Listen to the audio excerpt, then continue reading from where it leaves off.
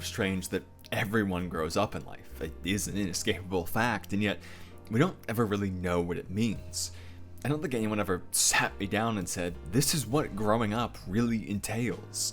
It stays as this nebulous thing, something that we don't outright learn, but rather experience as it happens to us, almost entirely a matter of hindsight. And then sometimes not even that, as adult life can feel so full and stressful that we often don't have the time to look back and properly see what changed, instead of relying on vague ideas and inclinations. We appeal mostly to the idea of maturity to explain it, believing that it's a natural way for things to go. And there is truth to that. There are aspects of childhood that have to be lost for a functional society. There are actions we should leave in the past for better options now, and there are commonalities to our experiences which must be natural. However, when it's something so often unconsidered, as the mature option tends to be to push forward into the daily grind and continue on taking what's lost as what must be lost, I think it's good to reconsider. Is everything we gave up to become adults the right thing to do? Or are we sometimes just perpetuating a cycle for its own sake, lost in the weeds of a false maturity? As such, let's explore the idea with a show you probably know and love, and if you don't, I'll do my best to give you the details you need without spoiling the ones that you don't. Cowboy Bebop is a show full of people who are always together, a gang of misfits with scattered and tragic pasts coming back to the same home ship to have the same meals, the same nights again and again. They care for each other in subtle ways, never directly stating their feelings and yet expressing them anyway. Spike will impart words of wisdom and attempt to help others overcome the kinds of mistakes he's made, telling them the past doesn't matter when they seek to dive into it. Jet will reveal his own secrets and tragedy to try and turn Spike away from chasing his own, showcasing things like the price he paid with his arm. And Faye runs away constantly, but searches for reasons to go back and gives them reasons to chase her, something that Jet always acts on. It's clear that there's a triangle of care here, each one meaning something important to the others, whether they met through necessity or chance, and whether they originally stayed for convenience or for companionship. They're bound together by being cast out, by searching for something more, and more than anything, by being alone. Despite their care and literal proximity, all the adventures and all the little gestures, they never express their feelings directly, and so they do continue to run away. They do continue to openly confront their fates, to remain where they once started, alone.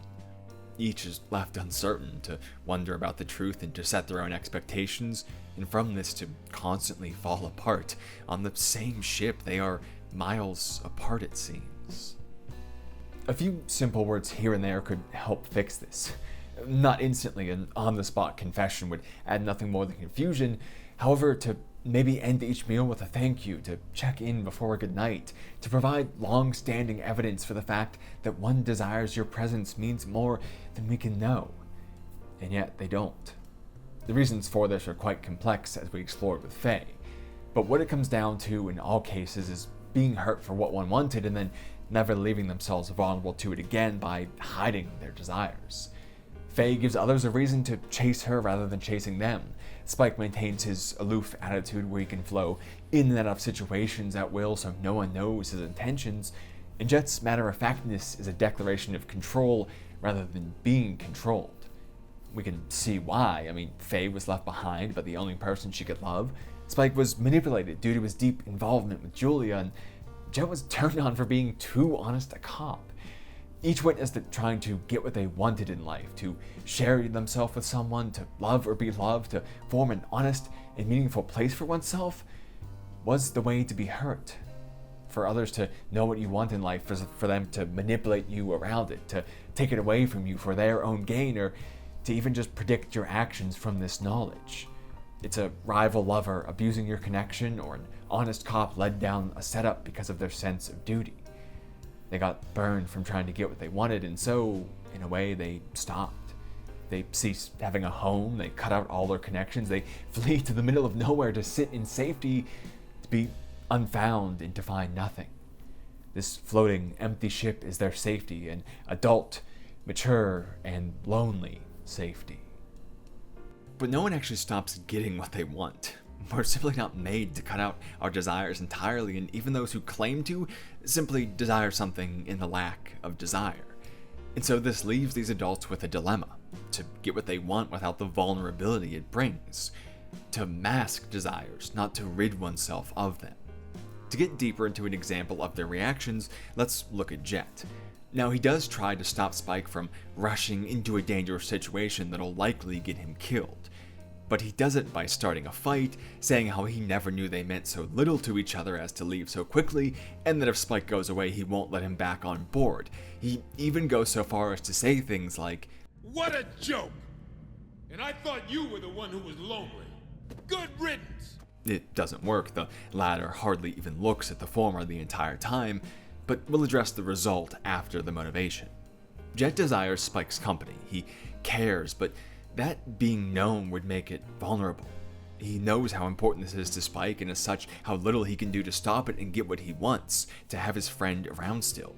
To admit that he cares right now is simply to allow Spike to say, "Then you know just how much I have to go," and then to have to accept that statement. Making his wishes known makes it easier to play around them, to use them against themselves. It accomplishes nothing on the spot. And so he tries something different instead, relying on these insults and threats. Instead of making it about what he wants, a subjective matter where something else can be chosen, the desires of one over another, he makes it a physical matter. Leave and you can't come back. It's not about what I want, it's about your food and shelter and sustaining your very life. It's about what you need.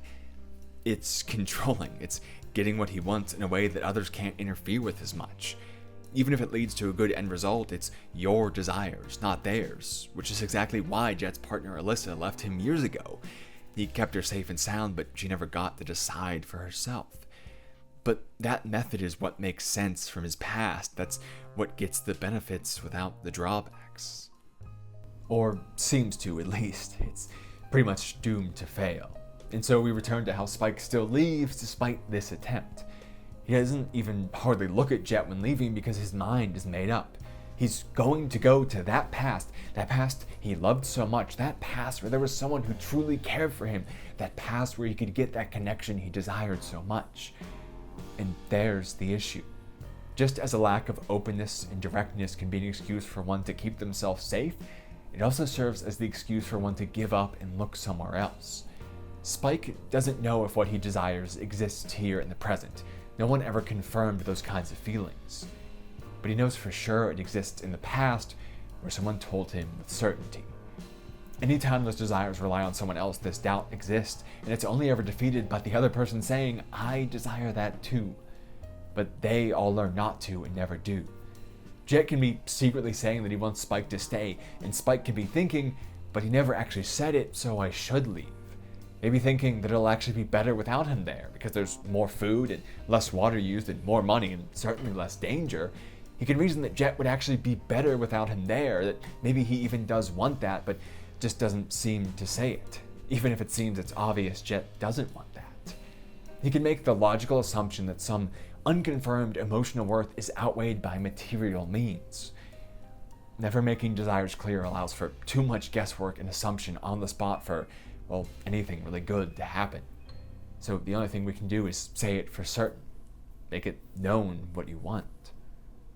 There are ways they can get it without saying it though, or at least try, and we see that with the addition of Ed, a character we'll be focusing on in contrast to the adults. Ed is an extremely skilled hacker despite her young age, and she's been watching the Bebop with interest for some time. She wants to be a part of this wild crew traveling across the solar system, meeting all kinds of people and seeing every place. And so, as the Bebop draws closer to Earth to track down what's believed to be a hacker carving into the surface with a space laser, Ed sets about solving it for them to offer a trade. She delivers them the bounty head, and they even get to keep the bounty, but she gets let onto the ship to join them. Now, if you look around her room, or where she lives at least, it's no secret that this is what she wants, with pictures of the ship everywhere, and if you let her talk about it, she'd probably sound like your friend when you touch on their special interest. It's in stark contrast to these adults who never openly admit what they want, for someone to come right out and ask for it, to let it be known and act on that fact. And this is exactly why she gets aboard. It's only from making it known that she has the chance. Now this is because Faye was planning to skip out on the deal. She accepts it without asking Spike or Jet, and then tries to have them rush off before Ed can come aboard, which of course they try to do because she didn't tell them what's going on. It's actually pretty simple. If Ed had kept to herself, only thought, if I help them, they'll surely take me on, then she would have had her story ended here alone on this ruined beach as the Bebop flew away. Because she could stand there thinking that maybe she didn't make it clear enough, maybe they didn't understand what she meant. She could have left doubt. But because she ensured lack of it, when Faye tries to fly them away, Ed can rightfully say no. She hacks into the Bebop and returns it to the surface, joining the crew from that day on. After all, this is what they agreed to for certain. There's no denying it, and so nothing wrong with taking it. Ed being open and honest about what she wants, and going after it directly rather than through some kind of trick or assumption, is what allows her story to be told. Now we can contrast this to Faye's methods of tricking her as well, because that starts to explain how this cycle of being hurt for desiring things begins. Imagine Ed standing there alone, watching what she wanted fly away. She would probably have learned not to trust people because of this, and maybe just started unjustly taking what she wanted or simply staying alone. Just as they learned from their own past, she would put up those barriers, becoming the next generation to perpetuate this. Faye, from being the one burned for her desires, then becomes the one to burn people for theirs, and Ed would become the next. An open desire is punished again and again, forever. Under this framework, it makes sense to use someone else's passion for your own wants as Faye tries. Those yet unburnt people come at it with all that passion and drive. They'll charge into danger and risk being hurt. They'll do so much more than someone who's afraid to get this thing. Ed brings the cops closer to her because of hacking into the satellite, it seems, so we directly see that she's taking on the danger for what she thinks is her wishes, but is really just Faye behind the scenes. She takes the danger for someone else to get the reward. The trick the older of the two plays is aligning those desires, making them seem the same. Have someone who will get a bounty for you in exchange for your companionship, and then just don't give it to them. We have a word for it. It's called lying. You know, like a liar. But it's the logical thing to do based on the evidence in Faye's past. It's the cycle for a reason. It also shows how important Ed's openness about desire is, given that this is what would have happened had she not made things expressly clear. Even that little bit of doubt and she wouldn't have been able to demand the deal seen through. Even a little bit of half-assing it, even 1/100th assing it, and she doesn't get what she wants. To say it, to chase it fully, to be like a child and desire something in whole is a defense against the very thing which kills that drive. It's a break in the cycle. Because it's that small erosion of those feelings, those creeping bits of doubt which eventually lead to the adults we know, and so the task is to prevent those cracks. To stay bold and honest about us and our desires. Part of this is also in how assumptions, allowed due to the lack of clarity, begin to create reality. Spike being able to reason that, well, it's actually better for Jet without him is an active use of this, but it can be a passive thing as well. Take, for example, when Faye finally racks up some winnings gambling at the tracks. A woman who's entirely in debt. Literally, that's her whole thing in her tragic past. And then she loses it all on one single bet once again, and her only reaction mere seconds later is this. Well, nothing I could have done. Races are all luck anyway. In many ways, this is mature and good. To scream about losing a game of chance makes no sense because you know what you signed up for, you evaluated the situation.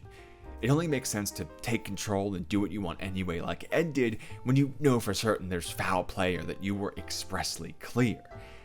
But still, really? No reaction at all to losing the kind of thing which could have gotten her true freedom from her past being ripped away? It's because she assumed the worst so it wouldn't hurt when it happens, which actually conditions her to the worst. When you expect something, you're seeking it out in a way. You're putting yourself in the right state for it to occur. Think about bracing for impact. You stop controlling the situation and start reacting to it, taking your hands off the wheel or the handles or whatever it might be. If you start to brace when there's no need to, it then creates the need to because you lack the control to stay on course. the expectation creates the reality. Faye's situation is a more active version of this. She expects to lose eventually, so she keeps going and pushing those odds to the absolute extremes, because why stop if she'll lose anyway? So eventually she compounds the odds so much that she does, creating more evidence that she always loses in the end. Her being a doll about it, walking away casual, isn't straight maturity, but also the comfort of being right, of believing what one wants to believe, what validates their mindset and their actions. The stability we experience as adults, to have so many same days that are the same, is it truly maturity or just this, where failure becomes the means to guarantee one small desire, that very adult thing of wanting to be right more than wanting the better end. Now, contrast this with Ed, who actually has a reason to give up on her desires because, as Spike says, "Do you know that there are 3 things that I particularly hate? Animals, women with attitudes, and kids." They don't want some random wild child aboard their once peaceful home like this, and that would steer almost anyone away, of course. Maybe they could be convinced, but we assume the worst and move on. We confirm the worst option by expecting it, declining the possibility to be right. And that makes sense because it's easier. But Ed thinks differently. Where everyone else expects the worst, she expects the best. And maybe sometime, somewhere, this would lead to her getting hurt worse from her own expectations. But it also primes her against that by allowing her to use her full energy on these desires, to put everything into making them happen because she assumes they will, rather than saving energy because she thinks they won't. Remember how we said that she was taking a risk by helping the Bebop, and that it gave the cops more of a means to find her? This is true, but that result never occurs because she puts all of her skills to this from that intense desire and easily outwits them when they do find her. She hacks into their ship and crashes it, leaving them without a way or a will to actually bring her in, without even sweating it for a single moment. Doing this, the kind of amazing things like hacking into satellites tens of years old and thousands of miles away, it's natural to her to assume she'll keep succeeding because she keeps using all her efforts to make that evidence. Like Faye creating more Fays, or doubt making more evidence for doubt, it's a cycle. The confidence creates more evidence for confidence.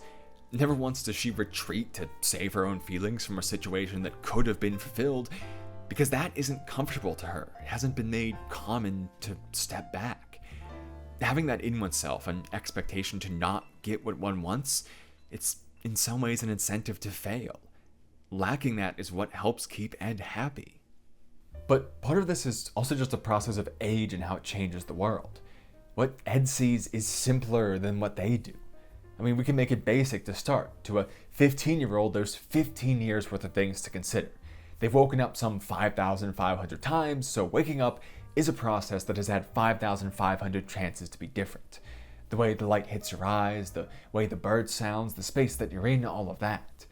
But to a 30-year-old, that's 11,000 chances for it to be different. 5,500 more light patterns, more birds, and probably a few places at least. By the simple nature of age, they have more complexity to the world, more which has been experienced surrounding each and every desire. Love is more complex, and so is hate. Home is more vast, and the feeling of being away more strong. Confidence has had more chances to be crushed, anxiety more to win. Ed is happier in part because her world is simpler. She thinks, I want to be on the Bebop, and that's all being on the Bebop is. The almost carefree fun of a child who's either been surrounded by other kids or alone for her whole life, as the only thing we see of her past is the orphanage. Her desires are allowed to be simple, and in fact, that's probably why she's such a good hacker. With a narrow slice of life, she dug into one of the few options and learned it super well. But for the rest of the crew to think, I want to be in that place I desire, isn't so simple. Those 10 or 20 extra years add more evidence to each action, their histories mixed with their desires. Faye can want a stable connection, but she's experienced how messily they can end. They're not so simple as wanting one. Jet can want to be honest and make a positive difference, but he's seen that so many others think differently and interfere. And Spike can want his one in Julia, but he can know that Vicious feels the same, and that really makes it more complex. No situation is as simple as I want. They are all I want, but The world isn't really just actions to be taken anymore to them, but these unwieldy, messy, emotional puzzles, tens of thousands of factors stirring around each thing we try to claim. This is part of why they and we stop trying to get what we want and start trying to not be hurt, maybe even hurting ourselves in the process. And all of that complexity, and all that lack of control and manipulation and meshing of desires, we learn that happiness is rather complex. So we learn to be happy with being unhappy instead, controlling the internal experience of one rather than the world which creates it, because that's simpler. We start to assume that we'll be unhappy anyway, to expect and desire the worst, because that's a floor, a simple state to things that we can guarantee. We revalidate our own mindset again and again because it's simpler than a new one. For how much we can control, we have to keep in mind that this ever more complex world we experience is a reason for all those things we don't, all those negatives. It overwhelms us and we have to simplify.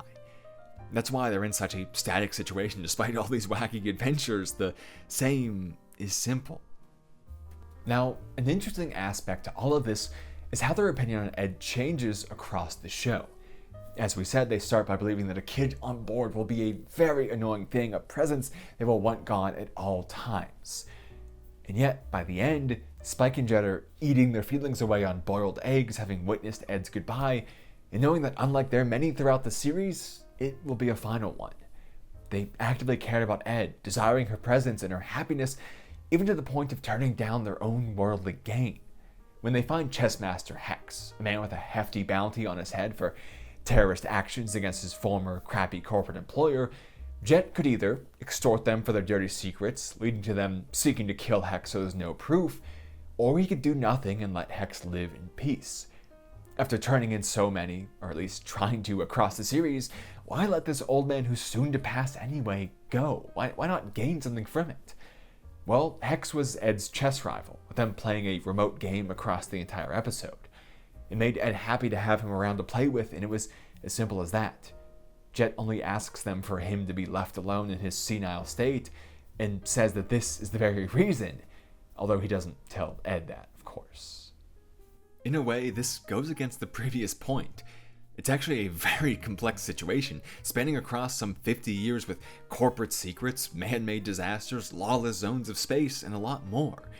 To extort this company is a whole web of complications. Will they go after Hex? Will they go after the Bebop? Maybe even bribe dirty cops to place false charges to make it all seem legit? Jet could have taken a complex path, but in this situation where it was possible, childlike desire led him to take this simple one instead. A focus on having fun in that moment with a new toy rather than allowing things to be more than that is what kept them so. It doesn't happen all the time, as all topics are gray in color. They can't simply erase their past and re-enter those spaces, no matter if they think adult or think child. But there are some times that they could, and if you make the simplest of all those times, then the world stops being so complex overall. Things like speaking to each other, like making it known how they feel. Because isn't a one-time reaction you can't control to something like that, to admitting those feelings, actually much more simple than 100 nights of wondering what would happen and all that those could bring? But now to get back on track, why do they change their opinions on Ed? Now it does start with basic reasons, of course. Spike and Jet are both seen to be quite intelligent and work with complicated tech throughout the series, but neither of them are a hacker like Ed is. They wouldn't have solved the satellite situation without her, and the signal they pick up in Jupiter Jazz, as well as the information which leads them to stop Landis and Brain Scratch, come from her skills. There are clear bounties that they only fulfill due to what Ed brings them.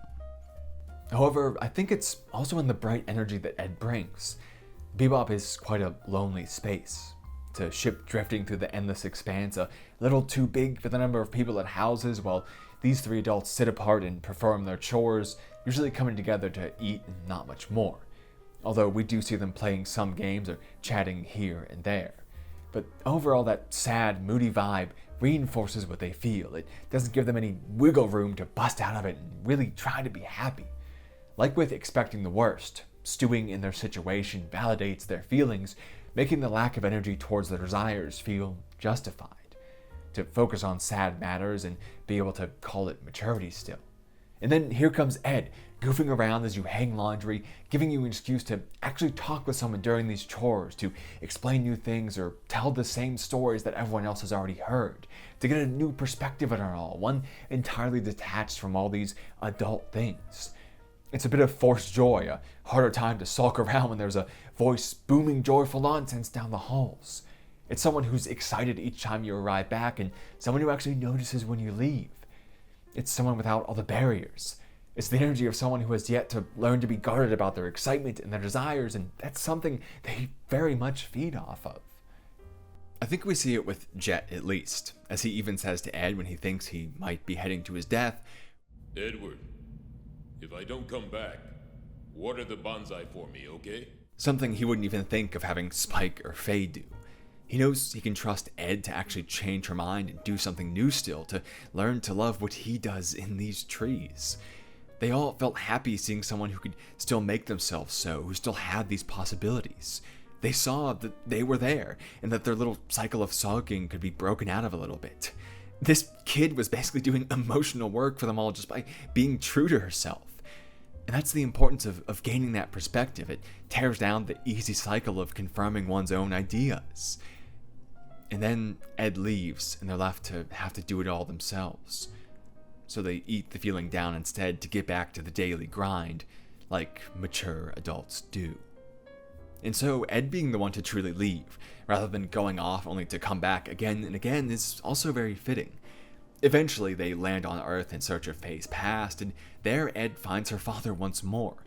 He was the one who left her at the orphanage. He actually meant to pick her up, but being a wild person much like his daughter, he simply forgot. When they meet again, he gives her a simple offer before rushing off.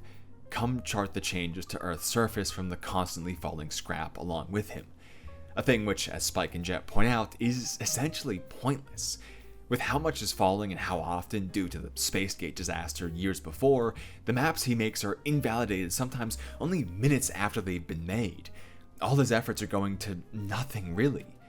But as he and his partner explain it, chaos rules the Earth. Now how do you think we can regain peaceful peace and non-chaos in the cosmic sense? That's exactly why we travel around, to chase down every major meteor. Then we update the maps, thus changing chaos to order. they're doing one of the most hopeless tasks of anyone in the entire show. They're some of the people who have the most reason to give up what they want because it's so unachievable. But they picked out an ideal and stuck to it. They decided to create their own certainty, to bring order to the chaos, a stark contrast to the purposeful uncertainty in a certain space aboard the Bebop. It's nonsensical to typical adult thinking, and it doesn't fit for every situation, only certain ones where we have control and things like that, but they choose to go after something and making it happen, whatever it seems realistic or reasonable or purposeful or not. Again, this doesn't apply to all things, but in some cases we just have to choose to commit to something and find things to like about it. The others fail to capture anything they desire because they don't commit to it. They don't put skin in the game and have a real reason for it to work out. They always leave a plan B, a second option where they can easily return to when they make things fail. They'll guarantee that, a bit of certainty and simplicity, but that's exactly why they'll never be happy. They convince themselves that this settling will be fine, but aren't able to truly take that to heart, and so they keep venturing out to look, only to once again have no real reason to take the risk and to return to repeat it all once more. That mature thing to do, of always having a plan B, is just telling oneself that A will fail. Sometimes we just have to be like a child and pick so that we have a reason to chase. This is why Ed can leave smiling, painting a good big bye on the Bebop's deck and giving away some of her things before taking off. She can look back with a smile because she has to. She's closed that chapter of her life and can't go back. In her adventures to witness a wider world with new people, she faced down that complexity in a happier way, by choosing to make it simple. By not leaving all those options to overwhelm, but only one. To take what she's learned, what she saw that proved she could have a better place in this world, and then to make herself make it happen. To close those options so that everything goes to making this one succeed. And maybe she'll get hurt from this.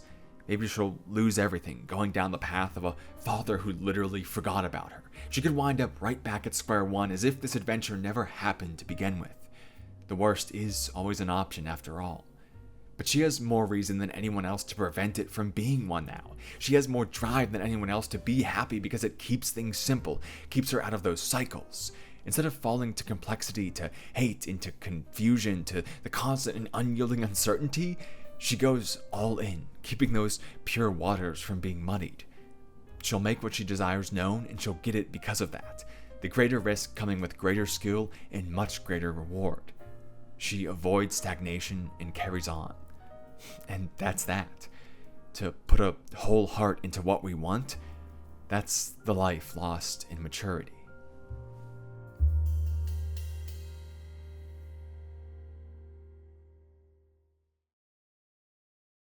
Anyway, that will wrap things up for this one. Leave some feedback on the new setup and how it looks, because I'm not certain on it. I'm trying a few different things. I'll be going to different locations, but I want to have that nice default space to use when I just want to get a video together without doing too much. So this is probably what that'll be, but I'm definitely going to be going for some more angles and showing off a few more things here. But besides that, this is an interesting one. Shout out to the one person who was like, you should make a video on Ed, because this is actually the same thing as the video on Faye, where I was like, I'm gonna write about multiple things, multiple series. And then I just wrote a whole script on Cowboy Bebop instead. It's better than I remember. I remember it like as a classic, but kind of more about vibes, but there is, I feel like, a lot in those vibes. If there's anything else different about it, again, me asking for comments helps the video do well. There's a conflict there in me asking for that, but I would be interested to see if there are other things that really stand out about it to you, different things that maybe I haven't touched on or that you even might think I got wrong, because I'm not right about everything. So leave that below and we can share in that, because I do like to read those and see these takes, because again, I don't know everything, not even close to it. I know barely anything. I just like stories. Yeah, this is an interesting one, especially, you know, when you get years detached from college, when like there's this way things work where like for most of your life it comes at you in like 4-year increments, like through the years of school and high school and college and so on, and then you become an adult and everything's kind of on you to make the change, and that there's pressure in that leads to thinking this way and having those plan Bs, and that it's like your one chance, so you want to guarantee something at least. And it really is an intricate balancing act between really being out there and getting what you desire, you know, like what your kid self would imagine and what comes to be from all those pressures and different things.